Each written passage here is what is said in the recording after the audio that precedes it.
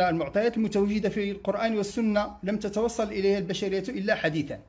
وهذا يعني أي واحد منا يدخل الآن على ما يسمى بلا بريفورماسيون في علم الأجنة، أو يدخل على تاريخ علم الفلك، أو يدخل على تاريخ علوم الأرض، أو أي تاريخ، فيجد بأن هذا الكلام الذي يوجد في القرآن والسنة لا يمكن إلا أن يكون وحيا من عند الله عز وجل.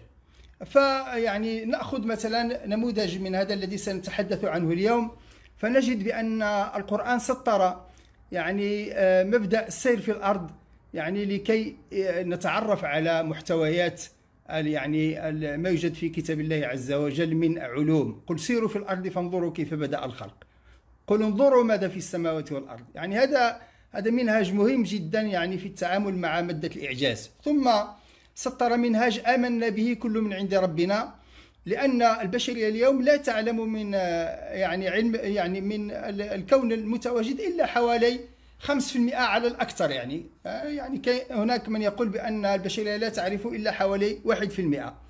ثم القرآن يعني صحح المفاهيم عند الناس، المفاهيم العلمية عند الناس صححها القرآن.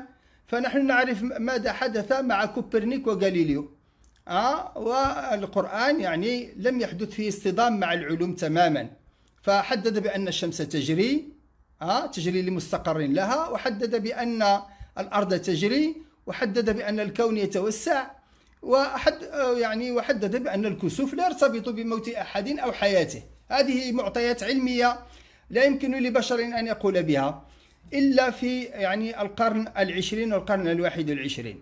ثم تكلم القرآن في عدة مواضيع، أنا فقط يعني من خلال قاعدة بيانات سأشير فقط إلى بعض النقط. القرآن حدد بأن للكون بداية، وأن أصله كتلة واحدة ثم انفتق، ثم تكلم عن الكون في شموليته، ثم يعني تكلم عن أبعاد الكون، مواقع النجوم، مكان السماء أو الثقوب السوداء، تكلم عن النجوم النطرونية، عن الكواكب وعن النجوم أنها تولد من الدخان الكوني، وتكلم عن وظائف الغلاف الجوي.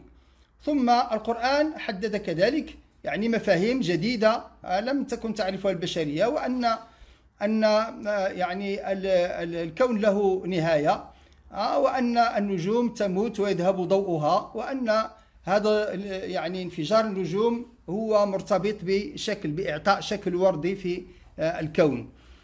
ثم يعني القرآن حدد عدة معاني للسماء، وقال بأن السماء بناء، وهذا ما لم تتوصل إليه البشرية إلا حديثا، وأن يعني خلق السماوات والأرض أكبر من خلق الناس.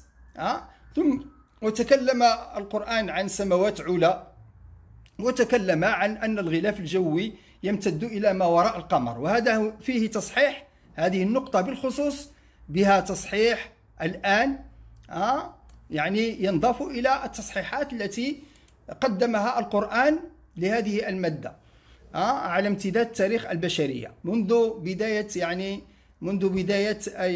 الوحي. ثم طبعا مواضيع تأملية، أن الطواف في الكعبة يقابل الطواف في الكون، دليل الخالق الوحيد، وإلى آخره من المعطيات. إذن فهناك تصحيح يعني للمادة العلمية قام بها القرآن، ونحن إن شاء الله في هذه الجلسة سنعطي نموذجا لهذا التصحيح. فيما يخص السماوات السبع هناك عدة أفكار الآن. فهل السماوات السبع هي الطبقات التي تشكل يعني الغلاف الجوي، وهل هي طبقات سبع؟ هذا سؤال. ثم هل السماوات السبع هي يعني السماوات العلى التي أشار إليها القرآن؟ ثم هل السماوات السبع هي يعني سماوات الجنة والنار، سماوات الغيب؟ هذه أسئلة تطرح في هذا الموضوع. يعني ندخل مباشرة في الموضوع بعد هذه المقدمة. فقد يعني تم اكتشاف وجود سحابة من ذرات الهيدروجين تسمى جيوكورونا. هذه السحابة جيوكورونا لم يتم اكتشافها إلا حديثا، يعني منذ شهور.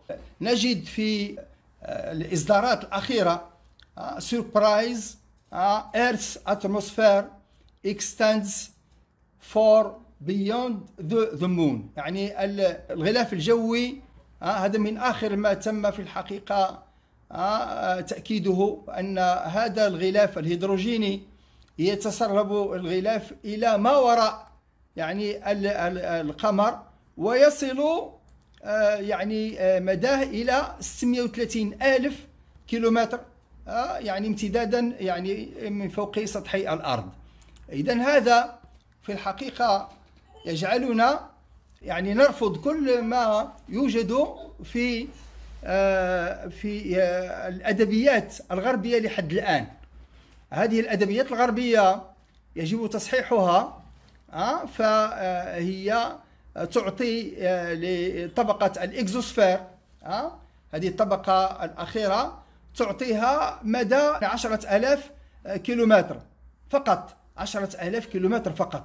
وهذا خطأ يجعلنا يعني نطالب يعني المسلمين أولا بأن ينطلقوا من هذا الاكتشاف الأخير ليصححوا